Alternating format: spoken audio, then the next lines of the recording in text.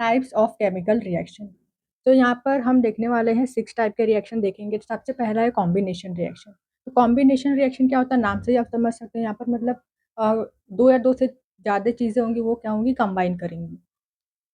तो यहाँ पर the reaction in which two or more reactant combine to form single product. ठीक है, जब दो या दो से ज़्यादा रिएक्टेंट कंबाइन करते हैं और सिंगल प्रोडक्ट बनाते हैं, उसे हम बोलते हैं कॉम्बिनेशन रिएक्शन।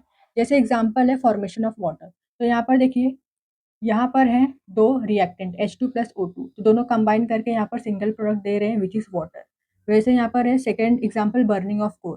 तो कार्बन प्लस ऑक्सीजन दो रिएक्टेंट हैं, कंबाइन करके दे रहे हैं single product which is CO2 carbon dioxide. तो ये होता है combination reaction.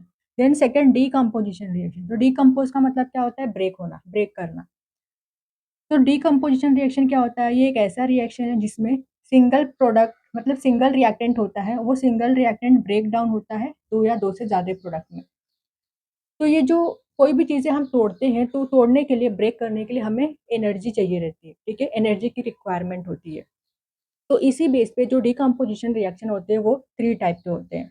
Thermal decomposition, electrolytic decomposition and photolytic decomposition. तो इनको वन बाय वन करके डिस्कस करते हैं। तो थर्मल डिकम्पोजिशन क्या होता है, तो in this reaction decomposition is carried out by heating. तो इस रिएक्शन को हम हीट के द्वारा कैरी करते हैं। ये जो डिकम्पोजिशन होता है ये हीट के द्वारा कैरी किया जाता है। जैसे यहाँ पर हमने कैल्शियम कार्बोनेट लिया है, ठीक है, तो जब इसे हम हीट पास करते हैं, इसे हम हीट देते हैं, तो क्या होता है, ये जो हीट होता है उसको एब्जॉर्ब कर लेता है और ये ब्रेक हो जाता है calcium oxide and carbon dioxide में। तो यहाँ पर आप देख सकते हो एक सिंगल रिएक्टेंट है, जब इसे हमने हीट दिया है तो ये ब्रेक हुआ है दो प्रोडक्ट में। दिस इज थर्मल डिकम्पोजिशन, जो हम हीट के द्वारा कैरी करते हैं। Second is electrolytic decomposition. तो इलेक्ट्रोलिटिक डिकम्पोजिशन होता है, उसमें हम इलेक्ट्रिसिटी को पास करते हैं। तो in this reaction decomposition is carried out by passing electricity.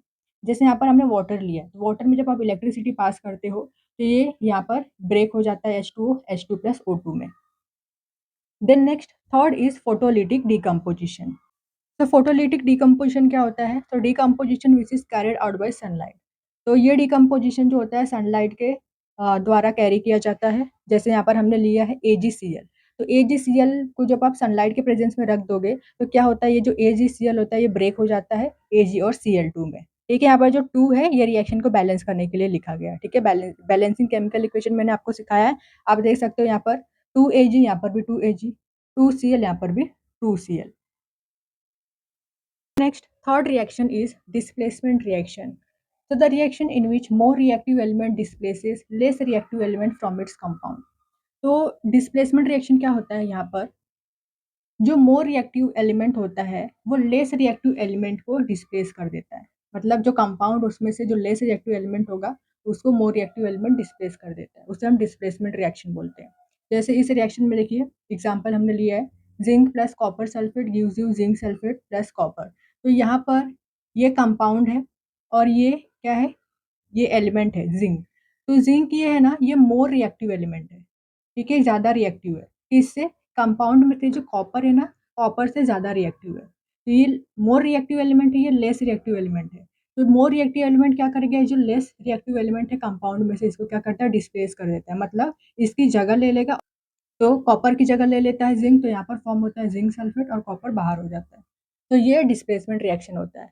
Then double displacement reaction क्या होता है, तो और reaction in which new compound are form by mutual exchange of ion between two compound. तो यहाँ पर दो कंपाउंड होते हैं, जैसे देखिए रिएक्शन दिया गया, यहाँ पर दो कंपाउंड होते हैं और ये जो कंपाउंड है इनमें अगर आप देखोगे तो ये आयंस है, आयंस प्रेजेंट है, कटायंस एंड अनायंस। ये पॉजिटिव है, पॉजिटिव आयंस को हम कटायंस बोलते हैं, नेगेटिव आयंस को हम अनायंस बोलते हैं। तो इस तरीके से ये आयंस प्रेजेंट है। तो ये जो आयंस प्रेजेंट है ये क्या होते हैं, ये एक्सचेंज हो जाते हैं एक दूसरे के साथ। ठीक है, ये पॉजिटिव इस नेगेटिव के साथ चला जाता है, ये पॉजिटिव इस नेगेटिव आयन के साथ चला जाता है। तो यहाँ पर हमें दो नए कंपाउंड मिलते हैं। ठीक है, यहाँ पर न्यू कंपाउंड मिलता है BaSO4 एंड NaCl, दो नए कंपाउंड मिलते हैं। तो ये होता है डबल डिस्प्लेसमेंट रिएक्शन। तो डेफिनेशन आप पढ़ सकते हो, यहाँ पर लिखा हुआ है। Then next is endothermic reaction. तो एंडोथर्मिक रिएक्शन क्या होता है, the reaction in which heat is absorb. वो रिएक्शन जिसमें हीट एब्जॉर्ब होता है उसे हम एंडोथर्मिक रिएक्शन बोलते हैं। यहाँ पर कैल्शियम कार्बोनेट है, तो कैल्शियम कार्बोनेट हीट को एब्जॉर्ब कर लेता है और ब्रेक हो जाता है calcium oxide and carbon dioxide में। देन नेक्स्ट एक्ज़ोथिर्मिक रिएक्शन क्या होता है? वो रिएक्शन जिसमें हीट रिलीज़ होता है, हीट बाहर निकलता है, उसे हम एक्ज़ोथिर्मिक रिएक्शन बोलते हैं। जैसे यहाँ पर इस रिएक्शन में देखिए हीट यहाँ पर बाहर निकल रहा है, यहाँ पर कैल्शियम ऑक्साइड प्लस वाटर, यहाँ पर बना है कैल्शियम हाइड्रोक्साइड और साथ ही साथ यहाँ पर हीट बाहर निकल रहा है। जब हीट बाहर निकलता है तो उसे हम एक्ज़ोथिर्मिक रिएक्शन बोलते हैं, अगर हीट एब्ज़ॉर्ब हो रहा है तो उसे हम एंडोथर्मिक रिएक्शन बोलते हैं। देन नेक्स्ट अब हम नेक्स्ट रिएक्शन डिस्कस करेंगे, वो है ऑक्सीडेशन एंड रिडक्शन रिएक्शन। तो ऑक्सीडेशन रिएक्शन क्या होता है? Addition of oxygen to a substance और removal of hydrogen from a substance. मतलब किसी सब्सटेंस में से किसी सब्सटेंस में ऑक्सीजन का ऐड होना या फिर किसी सब्सटेंस में से हाइड्रोजन का रिमूव होना, उसे हम बोलते हैं ऑक्सीडेशन रिएक्शन। तो एग्जांपल से समझते हैं, जैसे ये वाला रिएक्शन देखिए, copper plus oxygen gives you copper oxide. तो यहाँ पर कॉपर है, तो कॉपर में यहाँ पर ऐड हुआ है, क्या ऐड हुआ है? ऑक्सीजन का एडिशन हुआ है। तो ऑक्सीजन का एडिशन होता है तो उसे हम बोलते हैं ऑक्सीडेशन रिएक्शन। देन नेक्स्ट उसी तरीके से यहाँ पर NH3 है। अब NH3 है तो यहाँ पर देखोगे नाइट्रोजन हाइड्रोजन अलग हो गया, मतलब नाइट्रोजन में से हाइड्रोजन क्या हुआ है? रिमूव हो गया है। तो रिमूवल ऑफ हाइड्रोजन को भी हम क्या बोलते हैं? Oxidation reaction. Then reduction reaction क्या होता है? So removal of oxygen from a substance, substance में से ऑक्सीजन का रिमूव होना या फिर सब्सटेंस में हाइड्रोजन का ऐड होना। तो यहाँ पर हमने एग्जाम्पल लिया है 2KClO3 जब हीट करते हैं तो यहाँ पर हमें मिलता है 2KCl plus oxygen.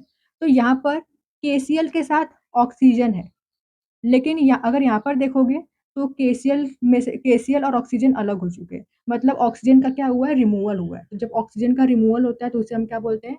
Reduction reaction. Then next एक और चीज़ होता है, मतलब किसी सब्सटेंस में हाइड्रोजन का ऐड होना, उसको भी हम रिडक्शन रिएक्शन बोलते हैं। तो यहाँ पर ये सब्सटेंस है, जैसे सोडियम है, सोडियम में यहाँ पर हाइड्रोजन का एडिशन हुआ है, तो इसे हम बोलेंगे रिडक्शन रिएक्शन। देन नेक्स्ट अब है रेडॉक्स रिएक्शन। तो रेडॉक्स रिएक्शन क्या होता है? एक ऐसा रिएक्शन होता है जिसमें ऑक्सीडेशन रिडक्शन दोनों साथ में होते हैं। The reaction in which oxidation reduction takes place simultaneously are called redox reaction. जैसे यहाँ पर हमने एग्जांपल लिया है तो इसमें ऑक्सीडेशन रिएक्शन दोनों साथ में हो रहा है। यहाँ पर देखिए कॉपर ऑक्साइड है, लेकिन यहाँ पर देखोगे तो ऑक्सीजन निकल चुका है, मतलब ऑक्सीजन का रिमूवल हुआ है। तो ऑक्सीजन का रिमूवल होता है तो उसे हम क्या बोलते हैं? Reduction reaction. तो यहाँ पर रिडक्शन हुआ है। लेकिन यहाँ पर देखोगे तो हाइड्रोजन अकेला है, लेकिन यहाँ पर हाइड्रोजन के साथ ऑक्सीजन है, मतलब हाइड्रोजन के साथ क्या ऐड हुआ है? ऑक्सीजन का एडिशन हुआ है। और ऑक्सीजन के एडिशन को हम क्या बोलते हैं? ऑक्सीडेशन। तो यहाँ पर ऑक्सीडेशन हुआ, यहाँ पर रिडक्शन हुआ। तो दोनों साथ में हो रहे हैं, इसलिए इस रिएक्शन को हम बोलते हैं रेडॉक्स रिएक्शन।